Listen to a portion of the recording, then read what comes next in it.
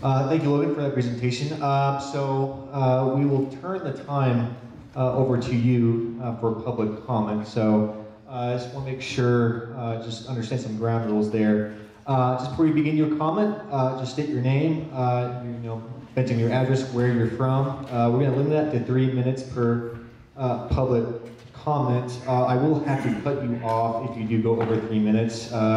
That is the worst part of my job, is cutting people off. I really don't like to do it, but just out of the principle of fairness and not favoring someone over the other, I would love to limit that. But just please make my job a little bit easier tonight. Let's go on.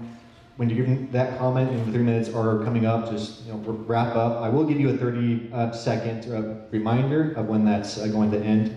Also, just please don't duplicate or repeat any comments made by someone else. We just want to make sure that we have a diverse set of comments, ideas, opinions being expressed tonight. We're doing this insinuously. Okay, my name is Emily Campbell. Testing. Okay, my name is Emily Campbell. I live here in Moab, Utah.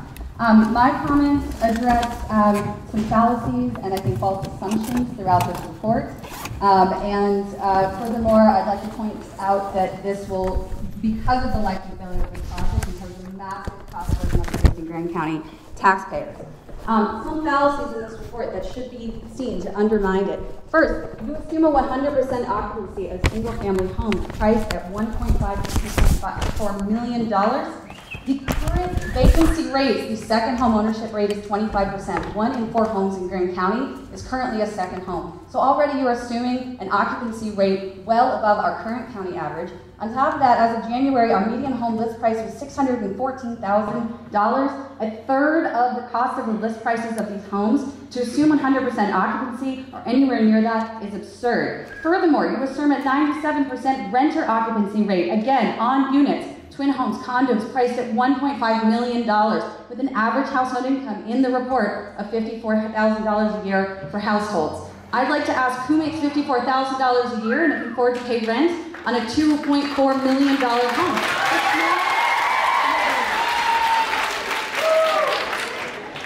It's going to be a long night if we're all doing this. Okay? But seriously, this is a serious fallacy here. There's absolute illogical assumptions made across this report. Year over year, the cost of 4-bedroom homes on list prices actually decreased 72.9%, largely due to an oversupply of luxury homes in Grand County. Again, pointing to the likely failure of this project to reach 100 full-time residents.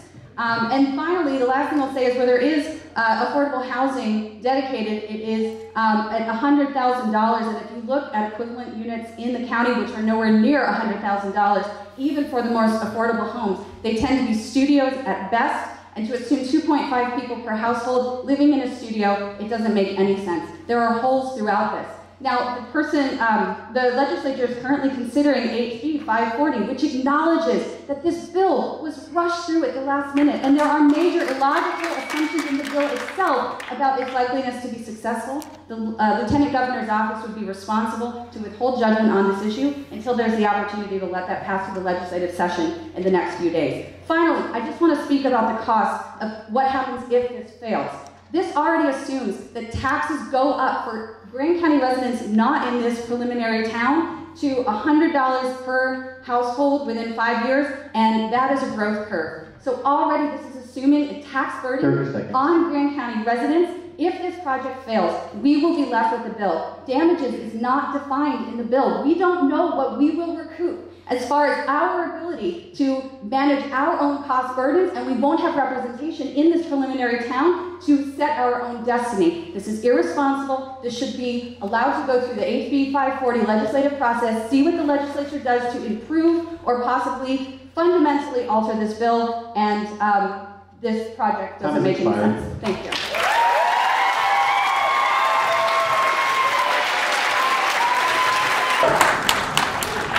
Go ahead. Hi, my name's Dave Gardner. I've been here quite a while. I've got a lovely assistant right here who's going to show you something.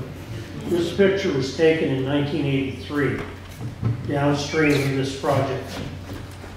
This sign says, danger, Cataract Canyon, hazardous rapids ahead, superintendent has to give you a pass, all that.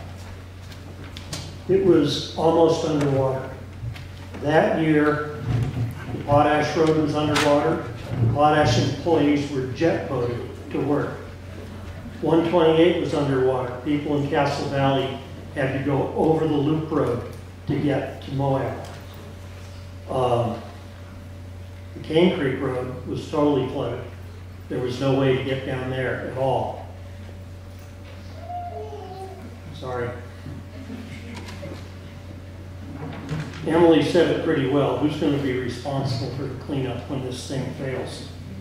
And it will fail. It will get flooded. We're in a drought now. We've been there for 20 years, but we're going to have high water again. This same picture could have been taken in 1984. So it's going to fail. If it gets approved, it's ridiculous.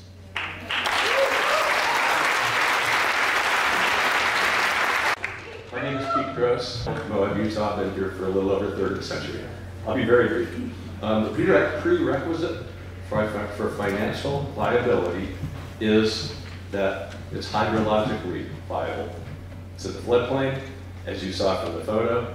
It will be flooded. It's just a matter of when. It could happen. It's random. It could happen any time. So anyway, there's the financial viability calculations are based on a prerequisite, which means it's not even financially viable just based on the foundations. Okay, thank you.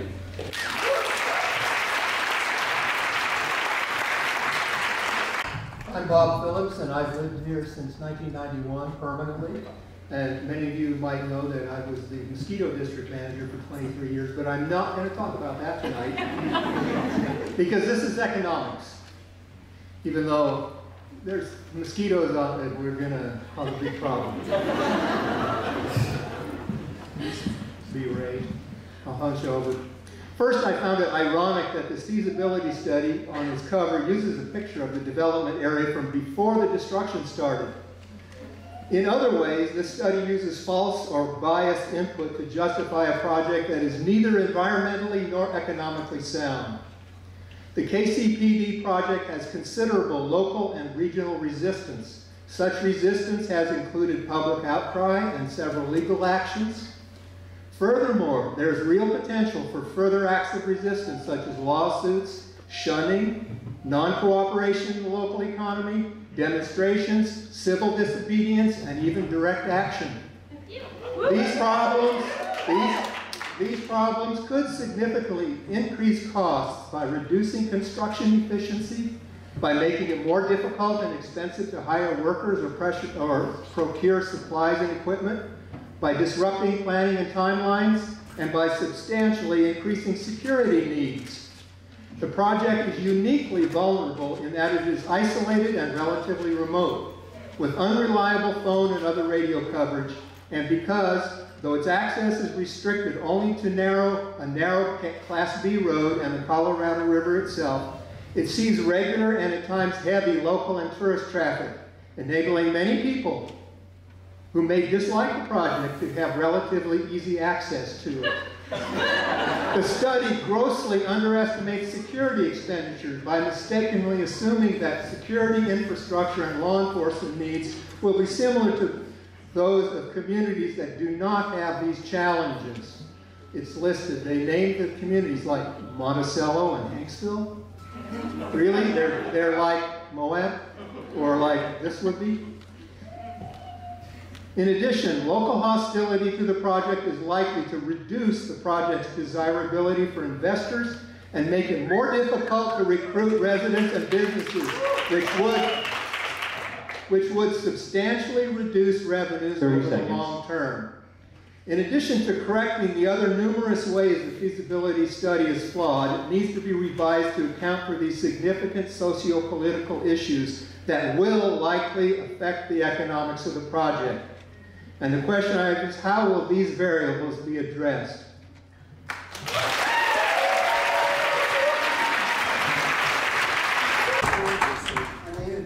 Prosser. And I'd like to speak mainly to the Utah Municipal Code itself. As we all know, this new section of code was added in May 24 to allow for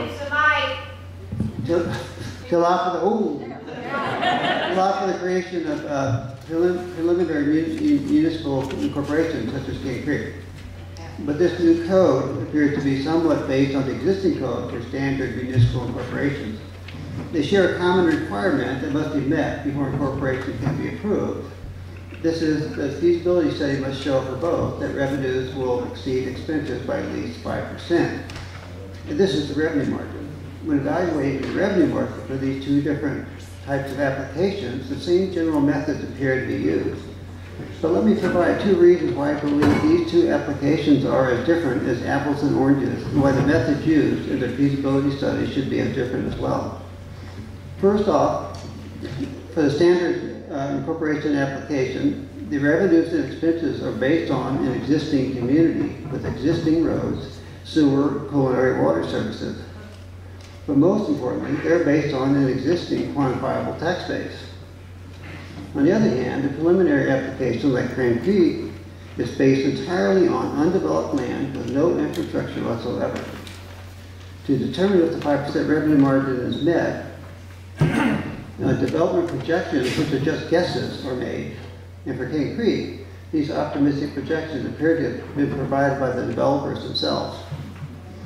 To me, it seemed prudent to independently evaluate whether our small community can support 430 units with an average price of $2 million or so, as the developers project, before approving incorporation based on these numbers. Second is the absence of an independent feasibility analysis to determine if it's even possible to build Kane Creek development and in the time frame they have predicted. I've worked as an engineer and a custom home builder, and I've spent many hours reviewing the Kane Creek drawings and documents available to the public. I can say with certainty that this project has numerous substantial technical challenges to address before they can even start building the first home. I also want to point out that finding the hundreds of full-time skilled workers they will need for years to meet the schedule on which this study is based will be a monumental challenge in this tight labor market. 30 seconds. Again, it would seem prudent to independently evaluate the feasibility of the bill schedule itself, given that meeting the 5% revenue margin requirement is largely a function of this schedule. I believe that if the Lieutenant Governor's office were to perform a more realistic analysis of this project, it would become clear that it is not viable. Thank you. I'm Jerry Hsu, been in Moab for 20 years. And given that this whole feasibility thing is based on numbers as opposed to any other values that we might hold, I just want to comment on a small aspect which I think is indicative of the sloppiness of the whole project. The 2022 engineering specifications for the raising of the Kane Creek development floodplain required sand and rock fill smaller than 3 inches. Quote, that should not be well-rounded, which would then provide, quote, a marginally acceptable factor of safety. These quotes and the following can be found on the Grand County Connect's website under public information.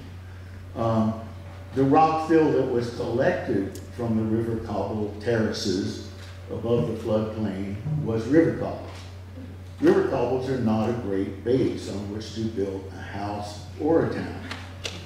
After the developers started to dig fill material from the benches above the river, they had an engineer, a different engineer if I understand it, write an updated recommendation raising the minimum screened rock size to 10 inches. I have seen no sign of rock screening or sorting of any kind down there except eliminating big boulders. What is the significance of the 10-inch cobble fill? The last paragraph of the revised engineering recommendation reads, quote, the change in recycled on-site fill material will result in difficulties associated with installation. The increased and acceptable material size will result in slumping, and may potentially undermine constructed improvements. This material size adjustment will result in increased construction costs associated with utility installation and future repairs to the luxury homes. 30 seconds. Those are the words of the hired engineer. So my question is, does this feasibility study take into account these increased construction costs associated with utility installation and future repairs? Or does it take into account the risk of potential litigation from retail and residential property owners who may face repairs or loss of property values? Time has expired.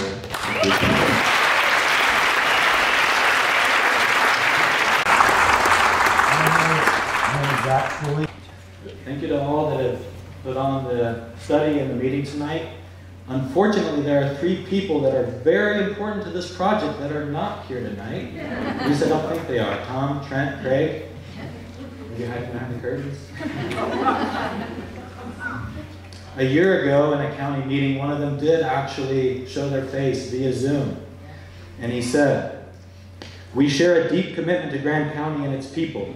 We are here to work together with you, with the community, and to address your concerns and ensure the Kane Creek project adds to the housing supply and aligns with the values of equity, sustainability, and community well-being that we all hold dear." Let's just hit on deep commitment to the county and its people and community well-being. The community is here. We've been here all along. We're speaking loud and we're speaking clear. Are the developers listening? No. How can you be here to address concerns when you are never here? I have not seen them aside from that one time at the very relevant county meetings, and they are not here. This thing is for them. It's for their project. What are they doing? They must have had more pressing matters. They've also ignored emails. They published a letter last year saying, "We welcome direct feedback from community members." And I've talked to several people that have had simple inquiries and concerns, and emails are ignored. I don't know if they're going to hear anything that is said tonight, but if they do, I would encourage them to stop ignoring and just start listening, just a little bit maybe, to the community that they said they had a deep commitment to. Thank you. Hi everybody, I'm Chris Baird, a youth politician, clerk auditor, county administrator. It's great to see everybody here, by the way. Wish it was under better circumstances. One of the things I wanted to point out in the feasibility study with the population estimates, seems to me like many of the components of the feasibility study are built upon the population estimates. And I just wanted to point out that in the last census, it showed that between 2012 and 2022, Grand County gained a total of 468 permanent residents in 10 years. And this feasibility study is showing that we're going to gain 3 times that in 5 years in just this one spot. And so I have to ask the consultants if they can reconcile that and honestly say that that's a true and honest population estimate, because if it's not, then the entire feasibility study and all the revenue projections, et cetera, that are built upon it are false and unreliable. The other thing that I wanted to point out is the really dramatic cost to Grand County citizens that I saw in that chart. And hopefully they can bring that page back up so you can see it and add it up. But one thing that I am aware of, being the budget officer for several years for Grand County, is that the general fund runs extremely lean all the time. It's very difficult to balance the general fund budget. And taking a $500,000 to $600,000 cut year after year is going to be very difficult to deal with, you know. And even if there's some vague reconciliation, perhaps at the end of this, the county is not going to be able to rely on that after the fact. They have to deal with the budget in the year that it's occurring. And so I just want to make sure that everybody realizes that this project is going to cost you millions of dollars collectively. And so keep that in mind. Love y'all.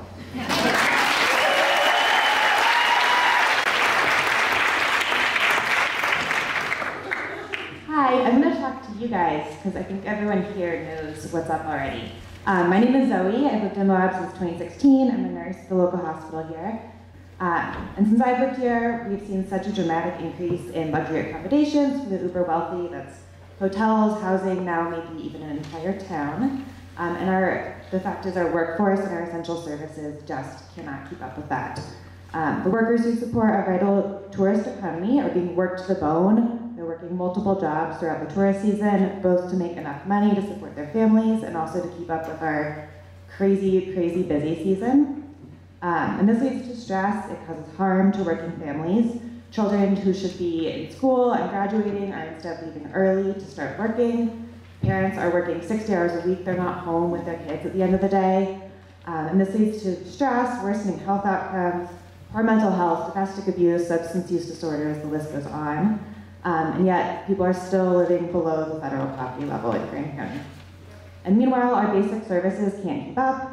Healthcare, education, childcare, and our natural resources can barely meet the needs of locals, never mind wealthy part-time residents who do not contribute to our local economy or our community. So I think if you, the state of Utah, care about working families, if you say you do, the least you can do is stop Kane Creek development from causing undue harm to our community. Thank you.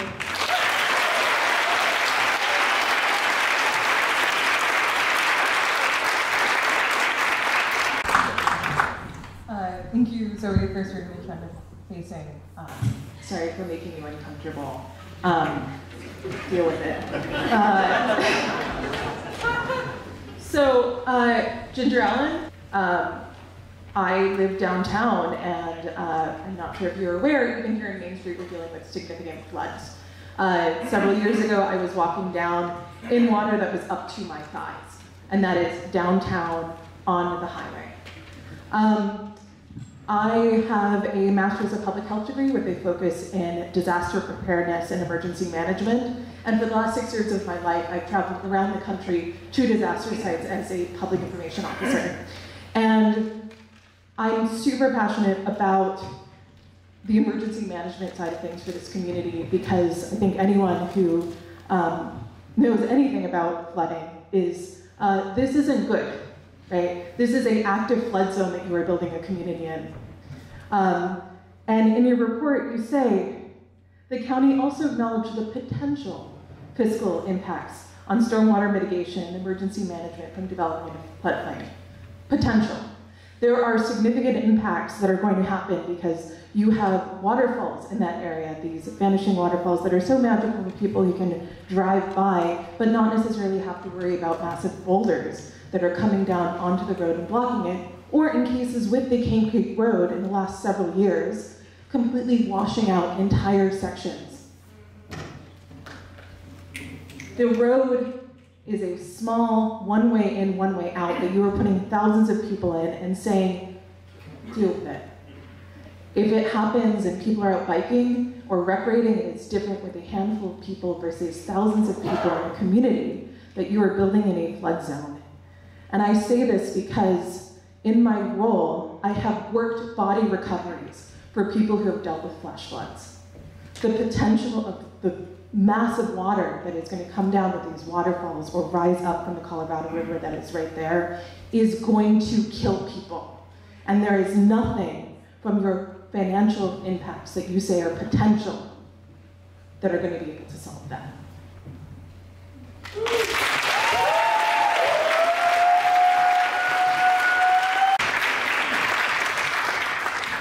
I hope you don't mind if I take this thing off the stand for a second, guys. My name is Matt Seniceros. I work for the county. Full disclaimer, I'm IT director here. And I am super happy that all of you have shown up for this.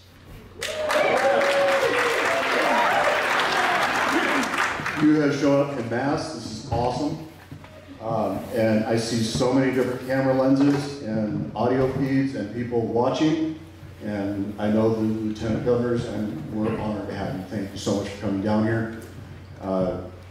This situation that we're having here, I love that everybody's so passionate about all of this.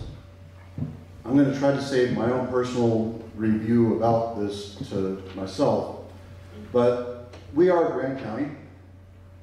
I might remind you, here in Grand County, we have less than 4%, and somebody correct me if I'm wrong, of private developable land in our county, which is larger than some states of the United States of America. This project is an exasperation of efforts by the developer to try to create something here within our county that has been hampered by federal bureaucracy in a lot of ways. We only have so much land we can develop here, guys. We know we have more people coming. We know we have the resources here. Extraction, I know it's a horrible word. It's not going anywhere. We can talk about budget. We can talk about flooding. We can talk about death. It's a horrible thing. This development, the zoning changes that could, would, have, should, and I apologize, guys. How long do I have? Please tell me. 30 seconds now. 30 seconds. I'll keep it short.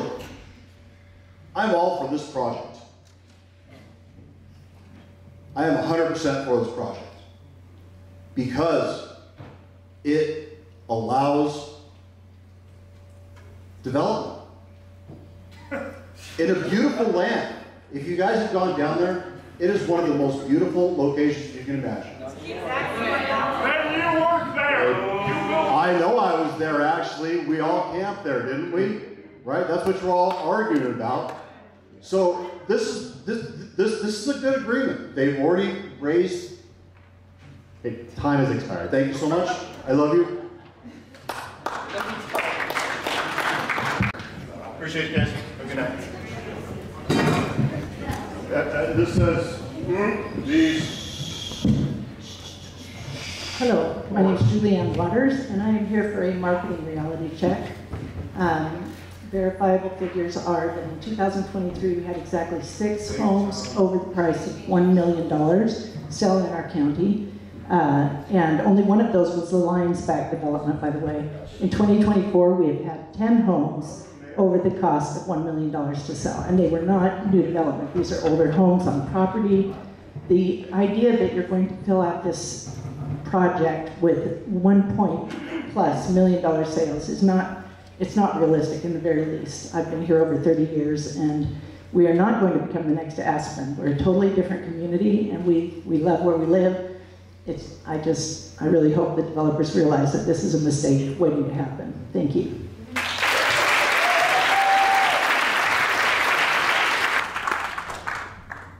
Hello, my name is Jesse. I live off of Mountain View, right off of Kane Creek. Drive the road every day or weekly. My question is about safety and costs associated with the road itself.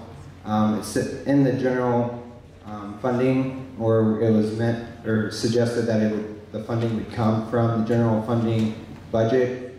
That road is very seldomly maintained and is falling into the river consistently. Again, with safety and people coming in and out of the road, is a single lane road in a lot of places. And as mentioned before, the water will block the road access. And with the incoming hundreds of workers and people who live on that road, who will be funding the redevelopment of the road for access in and out of the space. Thank you. Hi, y'all. My name is Celia Alaria. I've lived in Moab now for 18 years. I also lived here in the early 90s. And I want to say thank you to the gentleman who spoke earlier and mentioned who wasn't in the room in terms of the developers. I'd like to invoke just and remind us of some other folks that aren't in the room. I think it's really nice that you're sitting here and making eye contact, but the whole thing feels like a kangaroo court kind of scam, you know? And the people from the Lieutenant Governor's office and the people that you are responsible to should be here tonight. And you know what else? This shouldn't be happening in the middle of a legislative session, which is what gives the other folks who should be in the room tonight an excuse to not be here. And those are the folks who voted this in at the very end, close to the last couple of minutes of a session. Especially the people who are missing tonight are the policymakers who created exclusions for their own counties, for their own constituents, while voting for this for the rest of us. How dare they not be here tonight? So I just think it sucks to be you guys, and I'm sorry about that. And I also think that the construct of what we're supposed to be allowed to talk about tonight, also not your fault, but your feasibility study, created a room for us tonight where the entire thing is focused on money. There's no room for morality. There's no room for health and safety. There's no room for the idea of flooding or the question of what happens to the road. And you know who else is missing from this room? The more than human world. And I know I'm supposed to be talking about money, and it's hard to put a price tag on critters, but they deserve to be spoken into this fucking room. So it just feels like we should just have somebody who comes up here and sort of names that. The whole thing is just set up to be kind of crummy.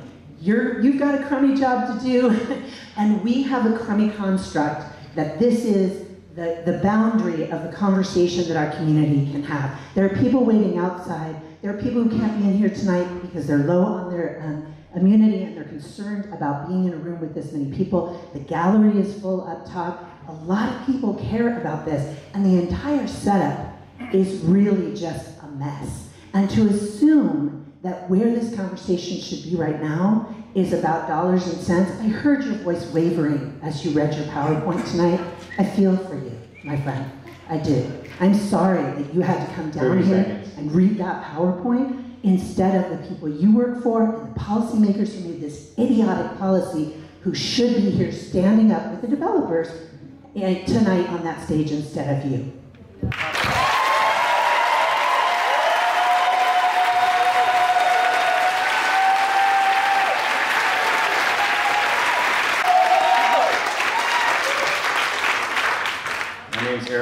A lot of what I want to say has been said, but I do want to note that you're talking about setting up your fake little government with your zoning and planning departments. Our zoning department in Grand County has been vacant of an associate planner for at least the last 6 months. The last director of planning resigned after 6 months. He was vacant for at least a couple of months after that, and I'm not sure if she has left her position yet, but she has resigned after 6 months.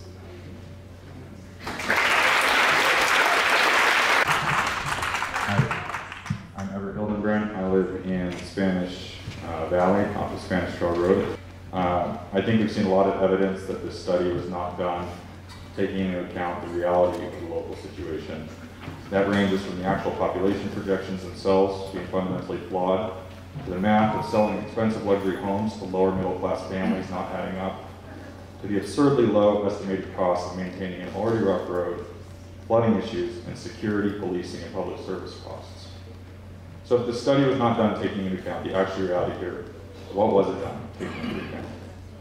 I believe, given the attitude of GLO Capital on this project and their other projects, the railroading through of legislation just to get this development through, and the way this study grossly underestimates the impact on Grand County and Moab, that this study was carried out just to satisfy the needs of the developers, GLO Capital. So I will speak directly to you guys, the people at LRB, and implore you to think of the people here and realize the negative impact you are having on them. You had a chance here to do a real feasibility study and stand up to read.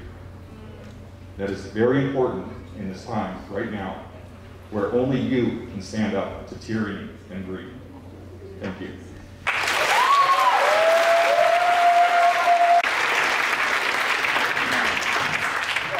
Hi, I'm Oscar Niehaus, and I want to start by saying I don't blame any of you for up there. I think people have to do that work, and I respect that. But I don't support this Kane Creek stuff. I want to get that out of the way. But I'm not gonna be like the other guy. I'll do it in the last minute. But actually, like what that other guy said, I want to say I've lived through my entire life. I was born at the old Memorial Hospital. I am genuinely this whole thing, this whole movement has made me so proud to be from here. The whole town can get around, most of the town can really rally around one thing, besides saving woodies. So on such a political issue for so many people to come out to talk, to sit angrily, it's so great. And so that's it. Thank you guys.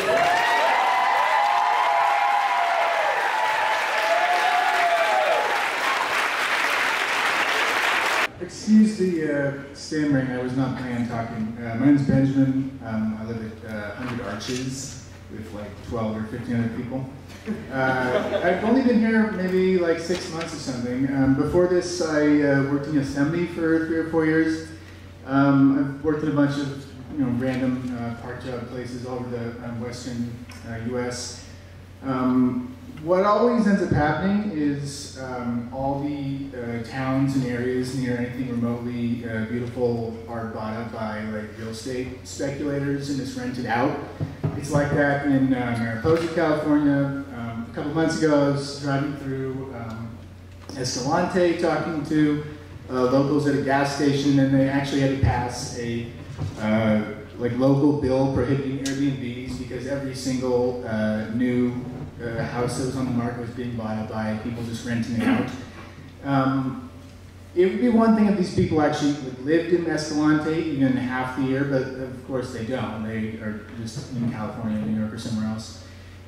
So I guess my main question is that there's 100-person, minimum for residents for 4 years or 6 years or whatever it is until the place can become a town. Of course, in like 10 years, as far as I know, Utah doesn't have anything about a town being less than 100 people. I Google searched what the smallest town was, and it said Schofield with like 27 people. So in 10 years, when the requirements for 100 people are have been met already, and nobody lives there, and it's just being rented out as a passive asset producing property. I'm just wondering, why really, the biggest question here, right, is why do they want to become their own town? So they're going to build it, whatever, that's unfortunate, but why their own town? Why not just let Grand County, deal with them as they will? And I think it's obvious, it's because they want to do the bare minimum to become a town and then just shift it so that they can just use the entire side of the Colorado there as a rent stripping facility where they can pay virtually nothing and just extract everything from the rest of us. So yeah, I'm definitely not in favor of Kane Creek, but it seems to me if they're going to go ahead with building it, then Grand County should be able to have at least some jurisdiction over what's happening there.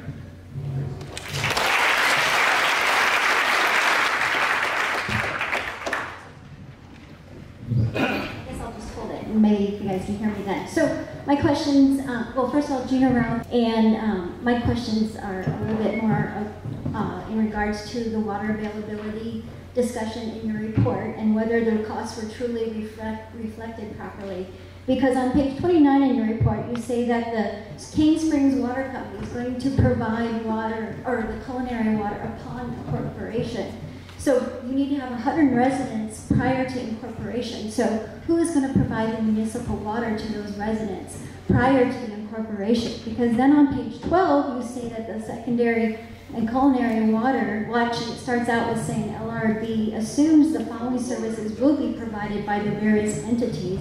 And it says culinary and secondary water will be provided by Kane Springs Water Company, Grand County Water Conservancy District, and then the Grand County Special Service Water District. Have you spoken with those two Grand County entities to see if they even have water lines out there to provide the water for the first 100 or so residents until it's incorporated? Or does Kane Creek or Kane Springs, are they going to provide that water all along? It just says on page 29, upon incorporation. So there's a gap. Who's going to provide that water to the residents? And so if the county is supposed to be supplying that municipal water those first 4 years until you get those 100 residents, do you have that additional cost reflected in your table 4.2 where you have the projected costs of the public works? So I'm just not sure if the water availability has been accurately reflected, because like I said on page 29, it just seems like LRB has taken the word of the landowner saying we have 422 acre feet and it's only going to require 200 acre feet.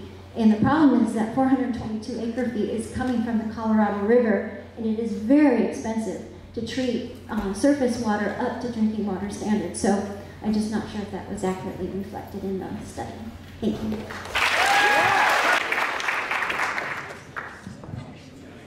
Hi everyone, my name is Britton Ballard. I am a 6th generation Moabite. Mrs. Atticus is a 7th generation, and we are so proud to be a part of this community. And there is just not another place I'd rather be tonight than defending and protecting our sacred home, the desert.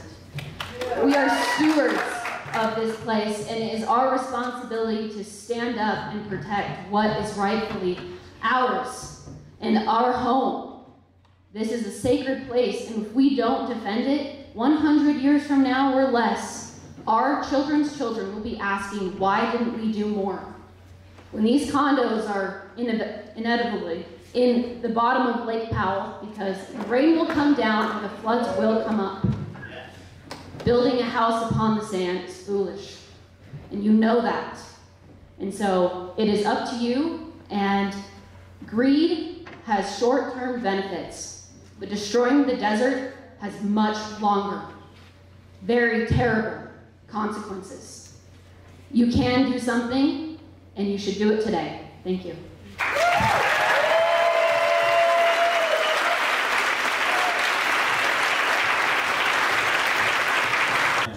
Go slow, moving fast. Is this better? Like right there? Yeah. Okay, Mike Brown. I didn't want to get up here, but I'm friends with this Laura girl over here, and she won't stop talking for months and freaking months about this thing. So a lot of perspectives are shared. Moab's a very diverse town. I'm going to share a little bit of different perspectives, so bear with me. I promise this might not go the direction you think it will. So just give me a minute.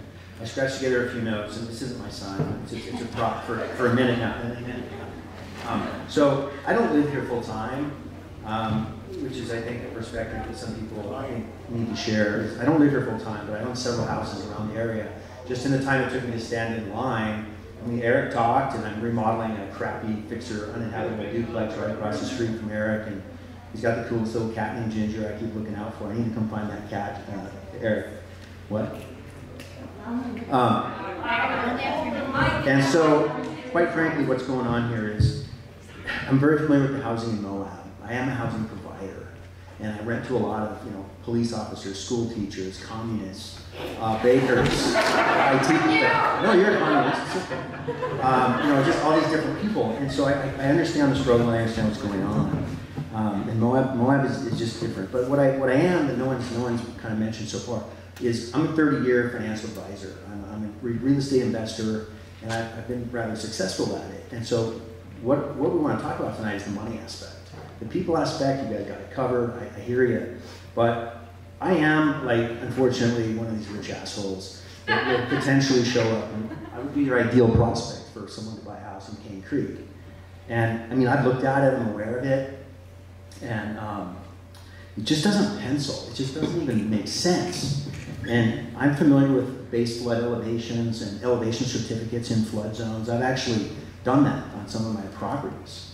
And just the concept of what I'm seeing here, and just understanding the marketplace in Moab, and the projections are just wildly optimistic. And I've dealt with attorneys and consultants my entire career. And you can get an attorney to give you any opinion that you pay them for. They're literally paid to create arguments. That's what you pay them for. And no offense, but consultants are also, you can receive whatever confirmation bias you pay a consultant to provide. And I've dealt with those for years and years. And I'm just saying, as the type of person who could come in and walk in and just buy any house that you build in Kane Creek, I wouldn't touch this with a 10-foot pole. And I don't think the money's going to show up. I think only fools would show up and buy this thing. And that's what usually happens, is the stupid money shows up first, and it goes bankrupt. And then the smart money comes in and buys up at a discount the infrastructure and the utilities that the first group went bankrupt on. And then the party kind of goes from there. But I'm just warning the owners of this joint, who I don't even know, I don't think this is going to fly. I think you're going to be wildly disappointed at the people that aren't going to show up and pay for this. Time's up. Thank you.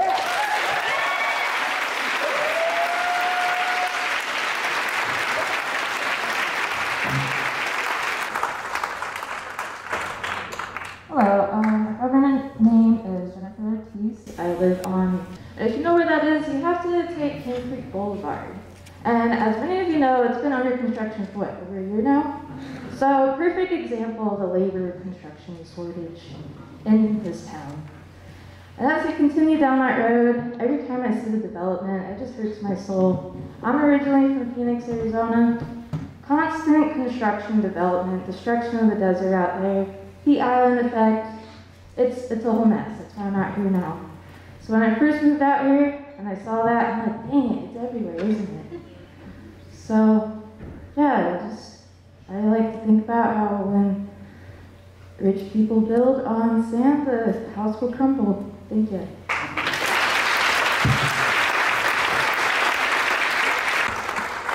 Hello, my name is Faith Dickey. I'm a business owner and a guide here. I've lived here for 6 years.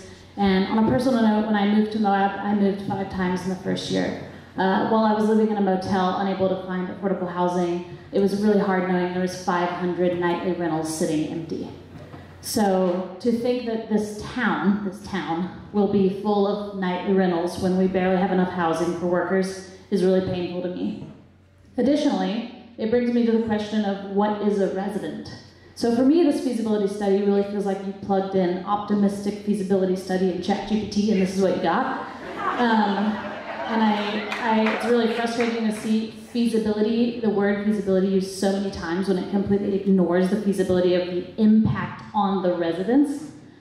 But I just want to reiterate that when you have multi-million-dollar homes and understaffed businesses where no one is actually even making the average of 50-something K, you cannot fill those spaces. So to me, the idea of a resident that you have in your study is based on people being a resident on paper, but they will not actually be a part of our community. They will spend a few weeks of the year here in those houses. They will not participate like everyone here is participating. And so to me, it's just bullshit to call residents people who don't actually live here. And I think that there needs to be a whole aspect of your study that talks about the impact on the local economy, not just the impact on lining the pockets of developers. Thank you. Hi, my name is Aaron Rochadle. I've been here for 12 years, and I'll keep this short and sweet. This is for the lawmakers and the developers that couldn't be here tonight. Let's just see a show of hands. Who wants this to happen? He's gone. Anybody behind the curtains? All right, who doesn't want it to happen? All right,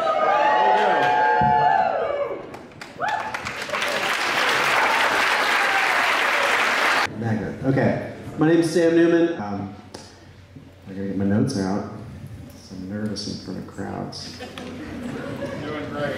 I work in affordable housing. I think maybe some of my coworkers are here for the Housing Authority of Southeastern Utah. I'm speaking on my own behalf. I'm not anti-development. This town is growing. People want to live here. They need places to call home. We certainly need to build housing. This project is building housing. However, I understand this bill was passed with an extremely cursory affordable housing component with no real requirement besides intent to include maybe 10% of the available units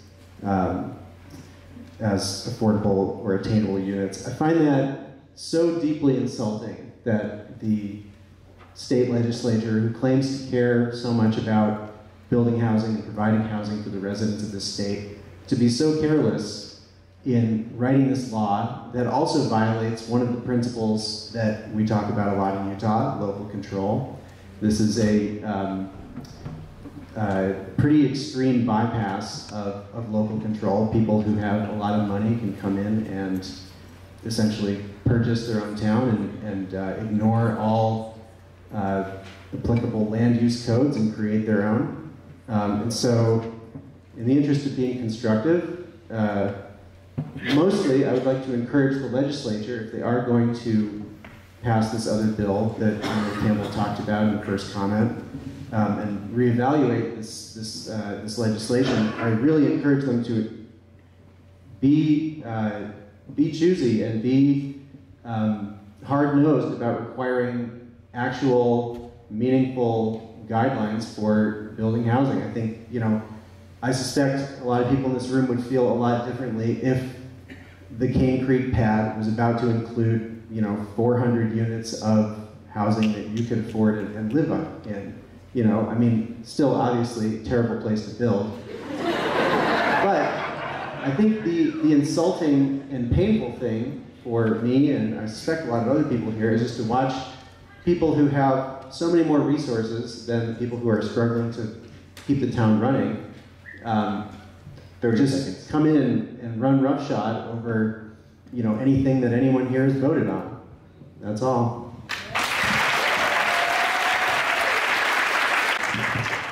Hi, my name is Audrey Peppermint. I moved here in 2015. I would like to provide myself as a case study of somebody who was recently able to access stable housing in the form of purchasing a home in Moab.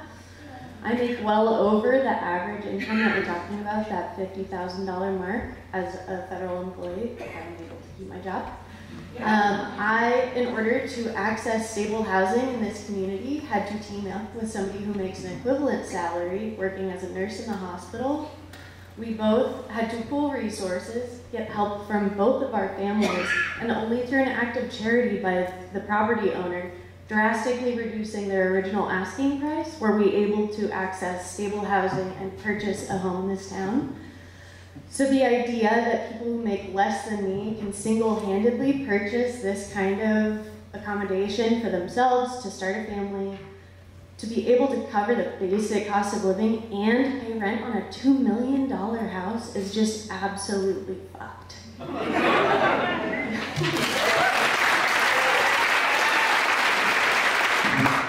Hi, my name is Eric Creel. I wanted to thank Celia for her comments earlier about wishing that other representatives from the state were and your consulting firm were here. The last time that I was at a hearing like this was actually in Michigan, where I went to college, and it was concerning a mine that was being developed, and we were asked to critique the environmental impact of that mine.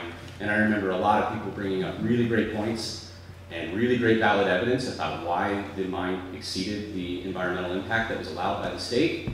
But the state agency still allowed it anyway. So my question, and what I would love to hear from you all later tonight, I hope you might be able to address it, is what actual legal responsibility does the state have to listen to our concerns, to listen to the, I think, very valid evidence that I've heard tonight that this is not a feasible project? Thank you.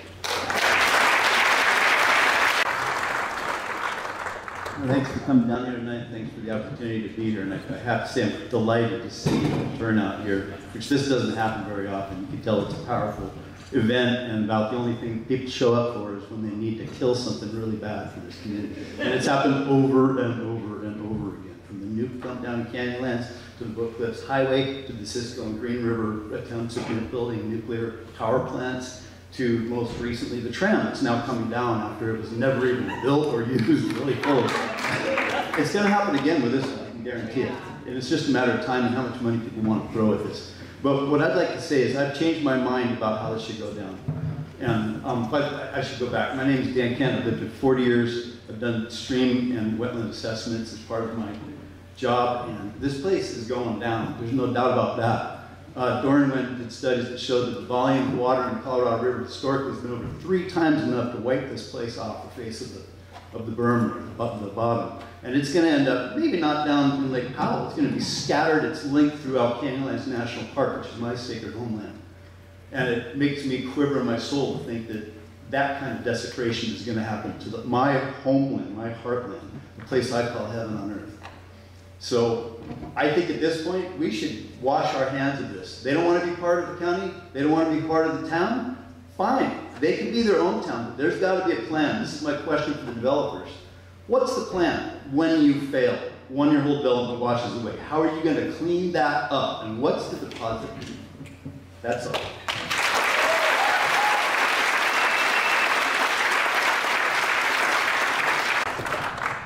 My name is Luna Kennedy. I'm a Barry Moab. My family moved here in the mid-90s and opened a business here, and it's still going and thriving. But one of my roles at the company is that I do staffing. I take care of the schedule. I help with the hiring every spring, and we struggle consistently to keep enough people on staff. And we have a great place to work. We treat our employees really well. We have a lot going for us as far as why people would want to work for us. But I don't really think your feasibility study is taking into consideration the seasonality of the town and how very difficult it is to consistently house and keep these employees all year long. There's not enough housing, obviously, we've all talked about that a lot tonight, but who's going to service these mansions?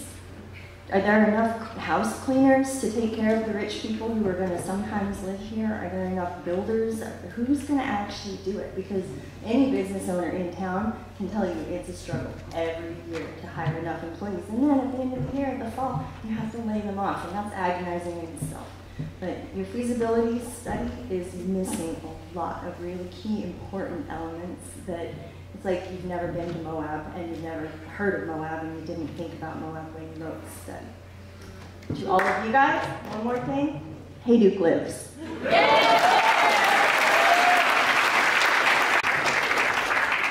Good evening, my name is John Weisheit, and I'm the co-founder of Living Rivers. We started on January 1st, 2000. I'm also the co-founder of Canyonlands Watershed Council, Friends of the Abajos.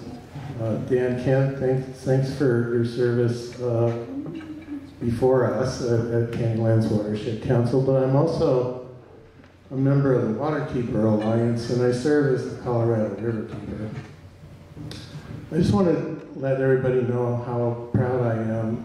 I have heard some very intelligent, well thought out discussions that are worth listening to and taking back to your employers. I want to share a story because in 2005, the Department of Energy decided they were going to cap our Atlas tailings uranium waste pile in place and leave it on the floodplain of the Colorado River. And that was very unacceptable to the people of Moab. In fact, I think that campaign was the one campaign that I noticed everybody did something to help that not happen. And what did happen was we decided to move that to a place that was neutral as far as floods up in the Book Cliffs, just up there at the junction of Crescent Junction, Interstate 70 and Highway 191. Living Rivers and John Dornwin and I and others, we decided to do the science. That was our component. We were set to do litigation, but we didn't have to because we had the science to demonstrate that this was the best thing to do. And the National Academy of Sciences backed us up on that. Representative Grace Napolitano from California used her position in the Natural Resources Committee to make sure that that would happen. And the Department of, the Metropolitan Water District even got involved, and they supported that because they didn't want 19 million people to be drinking radioactive water.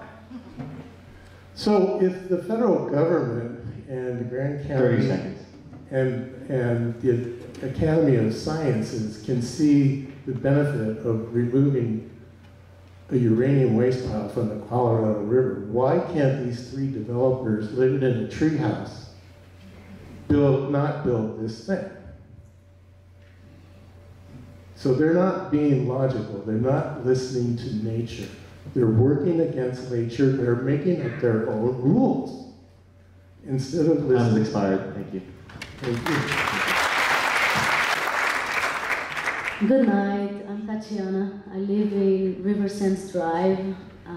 I'm here for 2 years. And a part of all of our friends here already said to you guys, and we've been trying to tell you, and it's not being listened. My question is like, really, I cannot see how economically this project can benefit more. I just don't see that, and it's not really clear. Like everybody said here, it looks like rich people are coming here for vacation homes. They're not gonna have even like jobs here. And I don't see like this working out, not just because of the space are being damaged, destroyed, but it's because like start with lies. Like all the story that I've been seeing about this project is based on lies, changing laws, corruption, you know, getting funding for affordable houses. I mean, this is really hard to the community to even trust whoever is doing that. And now with the idea of building your own town, based on what? And what good intentions you guys have? So it's like, it's really like, kind of looking as idiots. Like, these people are smart people. These people are intelligent people. And it's a beautiful place, and like they say, I don't think the people here is really like completely against development. It's just the way you guys doing it. It's not working with the community. It's not looking at the benefit of the economic, environmental, and social needs of this community. So keep lying and keep pretending you guys care. Like I was an activist, I'm from Brazil, as you can see my accent, I'm not American. But I live here and I own this place and I love this place with my heart. I'm just here 2 years. I see a lot of my friends sharing homes because it's not affordable to live here. So it's a front. It's like is unbelievable that these guys, these developers, not you guys, like they said, they're not here, and they have this shameless way to pretend that they care. Because this is literally ambition, greedy type of development and project. I saw that happening in a lot of places. I travel Europe, I cross Canada, I cross United States, I cross Mexico, and I cross Brazil, seeing this type of things happening. And thankfully, we have all the community together here, but unfortunately in this society, in this system, money tells more. And I really hope that we have strength enough to hold up, to fight against that, and if they at least show up and be open to work with the community, maybe that can happen. Thank you so much. I understand. Hi, Anna Kane McCord. I live at Pentridge Drive, not for long. I'm getting kicked out, so it could be sold for, and I quote, $500,000, which it won't sell for. But that's not why I'm up here. On page 22, under risks, you note the entire cost structure falls apart if the developers are unable to get a luxury hotel built and presumably reach high occupancy rates. The developers cite the cost of this hotel at $2,448 per room square foot. We are already experiencing lower than normal occupancy rates at hotels across Grand County, including at existing luxury hotels. The risk that this alone leads to the failure of this project is clear on its face. This report should be updated to reflect realistic and current market trends before it is relied upon to approve the preliminary town.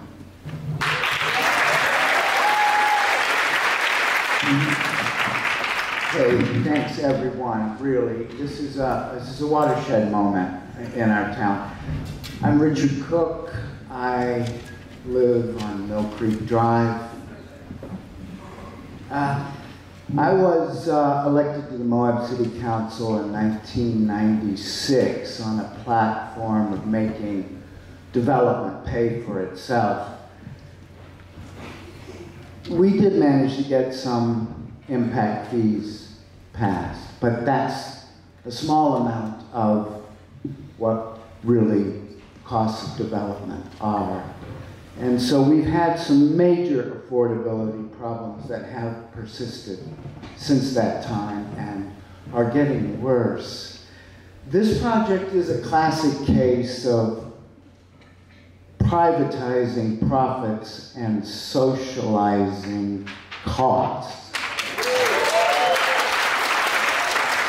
And the feasibility study is false on its face. In one particular, I believe I heard this right, the road costs were stated as 1.43 miles of a county Class B road.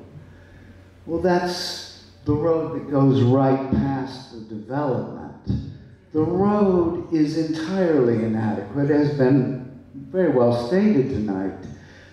The cost to actually make the road service a development of this type with commercial space, I think 70,000 square feet, is probably between $2 and $10 million just to, and the cost of maintaining all of this will be borne by the county residents through taxes in the county government. I want to thank Chris Baird for coming out and putting it in perspective of someone who works as budget director for the county. And so I don't believe that 1.343 aspect of your report should stand. It should be amended to reflect the actual cost of remediating the inadequacy of the road that is the only road, 30 seconds.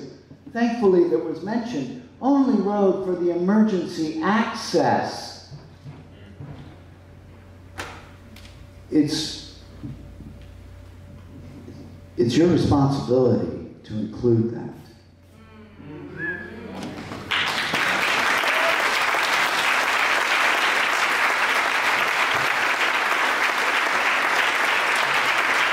My name is Molly Zoller, and I work for the ambulance service.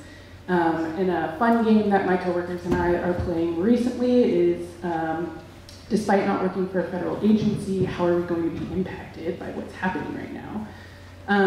I don't fully understand how Grand County EMS is funded. I'm very grateful for the people who go to bat for us up at the state for that. But I do know that Medicare plays a really large role in that. And I know that Medicare is a service that's at risk right now.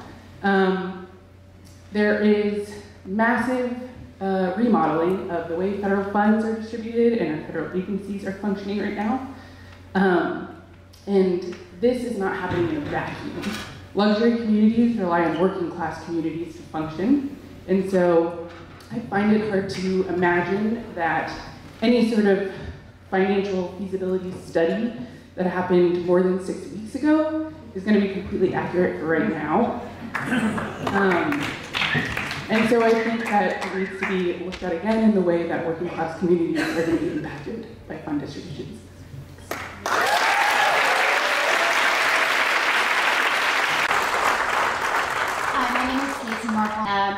And I was furloughed for 2 weeks, so I am one of many people who've been impacted by the current federal changes.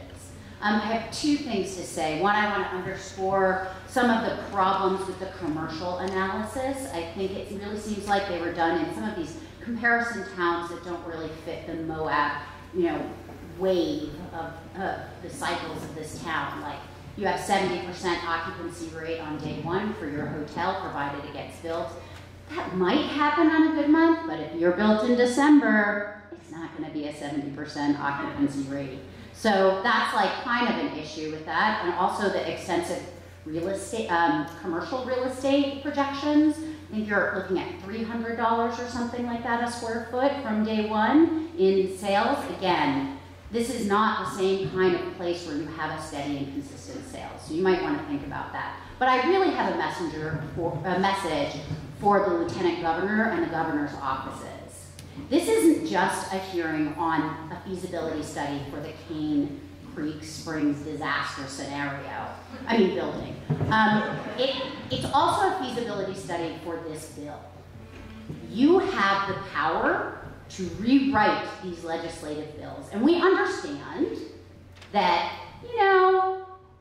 there was a lot of money probably involved in this situation. We're not the only town being involved with this. This kind of a, let's get around this high-end development problem by creating a bill that creates a new town. You tried it, and I think this is a moment where we're saying that's not a feasible option. And we are not going to be the only community to stand up against using this kind of bill. And we vote. You work for us. We are the voters. So this is a message to your office. This bill that you have created is not feasible. Thank you.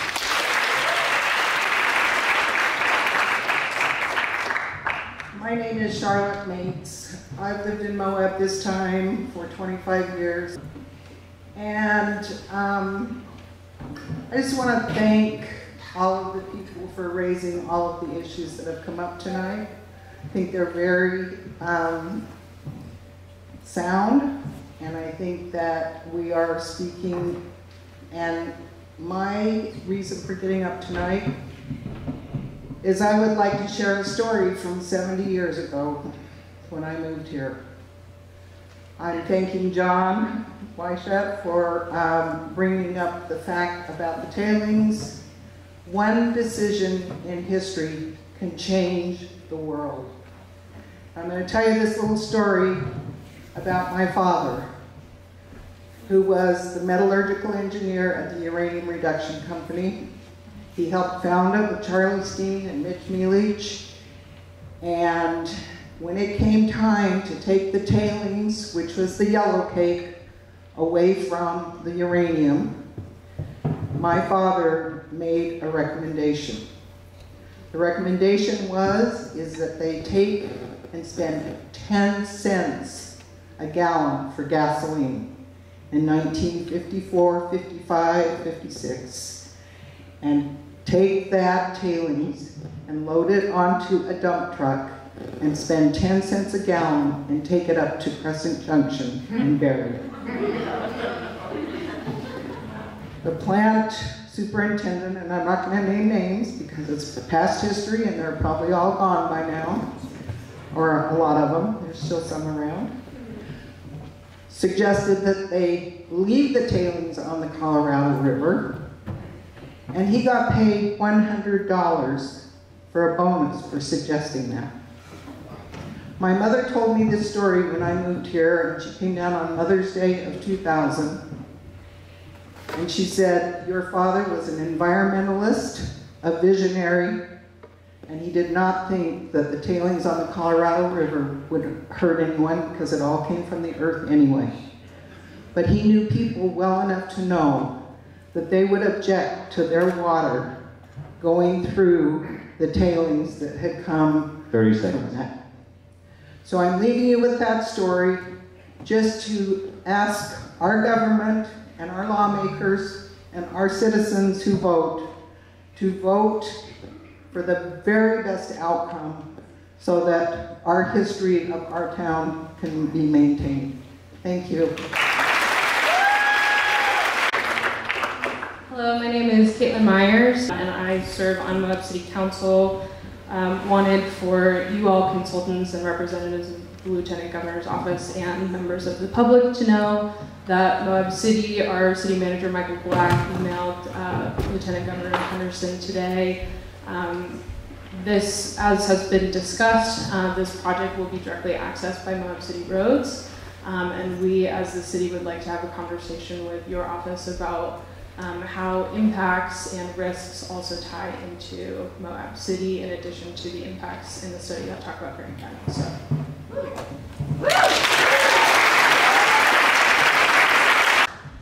hello, my name is Shannon Marion. I live at Kane Creek Boulevard. And it's my favorite road in this town, and I'd love to keep it beautiful. So, I sell land and homes in this town. And I'm sorry, I'm getting emotional, but it's like, really, I think it's a horrible idea that anyone wants to build homes on that riverbank. Okay. The earlier gentleman said that only 4% of this valley is developable, the man who is for the project. And I don't know the exact percentage, but I do know that there are several large tracts of land for sale right now that these developers could easily buy and put this development on instead. We have a lot of huge tracts of land. Anyone want to buy some land? So, yeah, we have lots of availability. There's no excuse. It doesn't need to be in a flood zone on our amazing, beautiful river and our beautiful canyon. And there's also currently, lots of developments going on down there, as you've probably seen. The reasons are many why this is a terrible idea, and I commend the wealthy man who says he would never buy this. So thank you to that gentleman who's a landowner here. If these are built and when they are swallowed up by the river and littered downstream, I will weep. And please do not ruin our canyon lands. One last thing, I have a question, is for wastewater management, which I hear that's possibly going to be self-contained or something like that. You know, once it floods, because of course it will, what happens to that? Thank you.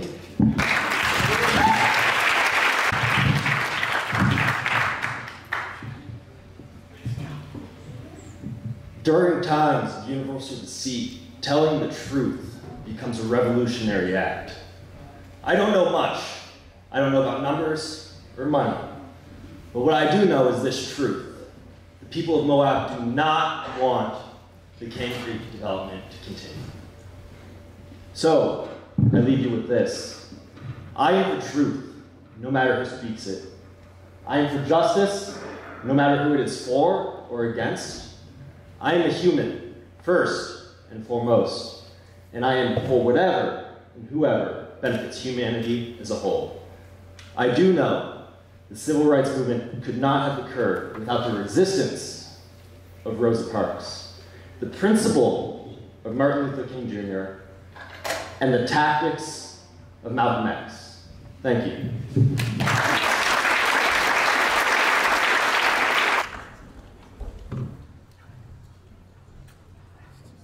Anybody else wishing to make the public comment who hasn't already?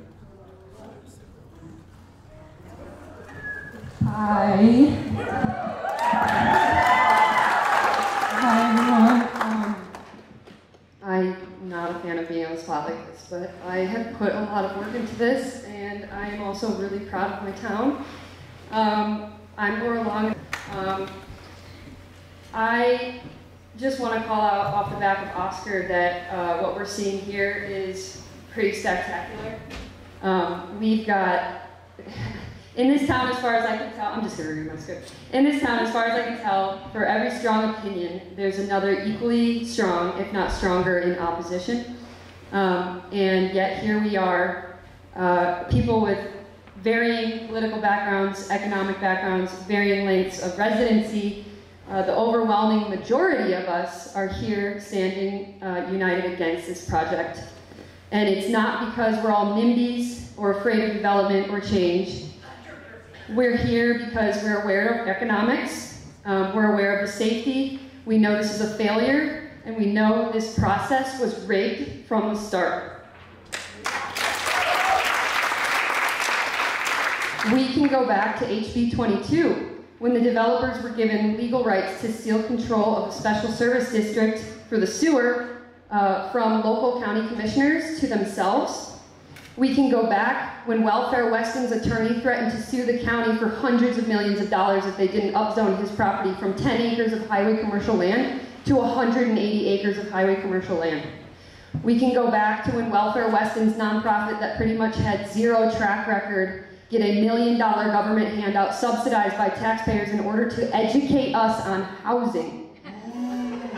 We can go back to the record-breaking amount of money that Weston and John Curtis poured into our local elections here in Grand County. The beneficiaries are here tonight, the ones that didn't raise their hands in the corner of the room in the back there.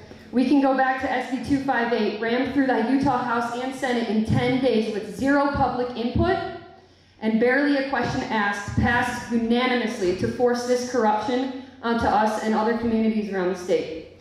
This whole fairy tale Kane Creek Municipality would be the first preliminary municipality in U.S. history, and it's built on nothing but lies and billionaire special interests. Most of us would probably agree that this is a broken system, or maybe this is a system that's working exactly as designed to serve billionaires and their friends. The wealthiest person in the state of Utah is named Gail Miller, whose family net worth is $141 billion. Her foundation and Craig Weston are the two sponsors for the preliminary municipality.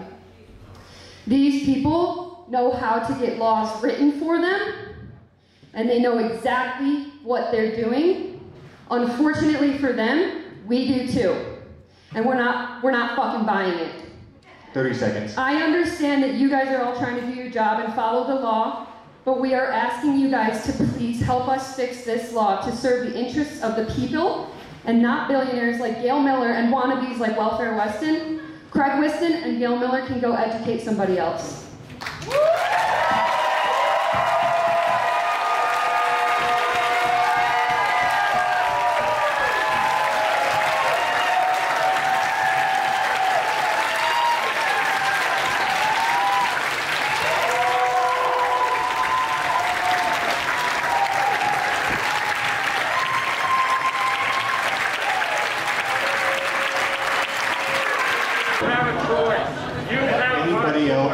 Is anybody else who hasn't already made a public comment wish to make that comment now? My name is Griselle Williams. I've been here for 5 years. Y'all, it's so cool. I just want to say what that guy just said. I'm a therapist. I work with people. And I know I don't know what you're going through. But I do believe in the goodness of people and humans. And I do believe that your job kind of sucks, but I think you can change it. I really think you can change it. I think you can do the right thing and talk to people directly. And I could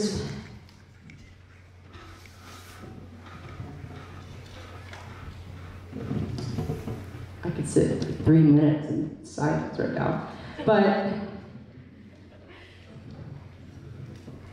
I just really hope that you do something directly. You actually can talk to the people. You have direct contact that we don't. And if you see the goodness here, see how human this is, like, I really believe that you can be the human to them too. And yeah, they're not great, but I really I'm not religious, but I pray that you guys, specifically you two, make the decision to do the right thing. That's all I got. Please do the right thing.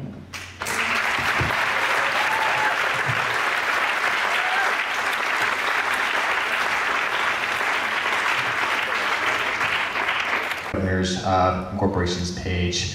Hopefully we can do that within 2 weeks, but I will do that once those have been completed. But this concludes the public hearing. Thank you all. Can you speak to the process of how these comments will be regarded by the state? Is there any legal binding responsibility of the state to respond to these comments? Can they respond to some of them? We will have the consultant respond to all the questions that were submitted. Is there any legal responsibility of the state to adjust their decision based on these comments? Answer is no. We don't have anywhere to go. We're good. We have 3 minutes.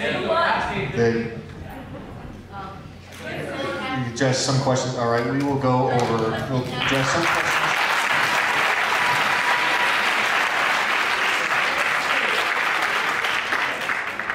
Thank you, everybody, for your time. It is definitely challenging to be up here. This is the second most challenging public hearing. The the passion, we can definitely feel the passion from this group. I did want to describe our role as the consultants relative to the feasibility study. So our job is inserted in a very long process, which you've all described and highlighted, relative to actual development approval, the legislation itself, prior legislative actions. Our role is to come in specific to the feasibility study itself. And this piece of the statute is unique to what's called a preliminary municipality. So all of the other feasibility studies that we've conducted have to do with the prior existing statute relative to the incorporation really of an existing area where there's already development. Understanding that also highlights some of the unique challenges of creating a feasibility study within an area that there isn't anything that exists with regards to development. And obviously there's an existence of a type there, but it's not development. So our role is to, once we receive approval by the Utah Population Committee relative to the requirements of triggering a feasibility study, we take action. So we do not have any involvement in determining that population, the elements of that population. We are just given the go-ahead to say, yes, you can proceed with the feasibility study, and we take action and conduct the feasibility study. We also reach out to several stakeholders, of which includes the developer. So we receive information, which you have highlighted, creates some concern, which we have also highlighted in our feasibility study, produces some risk factors relative to the reliance upon that information. But we do rely upon that information provided by the developers. We also provide information and reach out to the other service providers, which we highlight in the study, as well as the county, and we provide the documentation to those stakeholders to solicit feedback.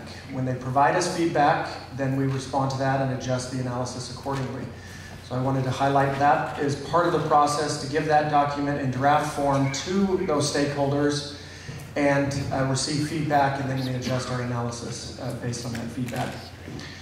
The specifics, there are several questions relative to the specific assumptions that we will address. Again, there are 100 questions, and we'll go through all of those and provide response. Other than the questions that have to do with our intelligence, or that maybe don't have to do with the feasibility study. There are some of those types of questions. We will not be responding to those, but anything specific to the feasibility study we'll respond to. I will take the first couple of questions, again, in the interest of time. I will address some of those. So the first question has to do with the 422 acre feet of water rights, and there was a question relative to the legality of those water rights. Again, as Jordan indicated, we are not attorneys, and we're not involved in the preliminary process of determining the securing of those water rights or potential future litigation relative to those water rights. But the question specifically related to challenging of those water rights, based on the information we received, there were challenges to those water rights, not the water rights directly, but the use of the water out of well number 1. So there was a red flag with regards to use, which according to the developer, that was changed. So they changed how they were utilizing water for construction purposes. But that didn't have to do with the legality of the 422 acre feet of the water rights. There's a couple of questions or comments that were not questions. So we'll put a statement in there. Those were not questions. There was a question relative to the additional cost, and you recall in our presentation we did highlight the cost on the remaining county should the area incorporate as a town. We showed that additional cost of $110. That is the cost of the remaining county. So the question was, is that cost incurred across the county? It's incurred, if there is a cost, is incurred by the remaining county, excluding the area of incorporation. That was the intent of that, is to show that there could be costs to the remaining county. The next question, how ashamed is Mr. Weston? I'm not sure how he's feeling, but it's not applicable to the feasibility study. The other questions have to do with population. Do the 100 residents of the town required for incorporation need to be primary residents? The statute states that at least 100 individuals need to reside in the town, in the proposed area. I'll also point out that what is unique to this piece of the statute relative to the statute relative to the general incorporation process, we had to look at the feasibility assuming the area incorporates as if they had 100 population and that development was occurring. So we were looking at essentially that future point, that hypothetical situation of, okay, we're at the point of having population within the area, suggesting the development has occurred. What would happen to municipal services relative, when we look at revenues versus expense versus cost?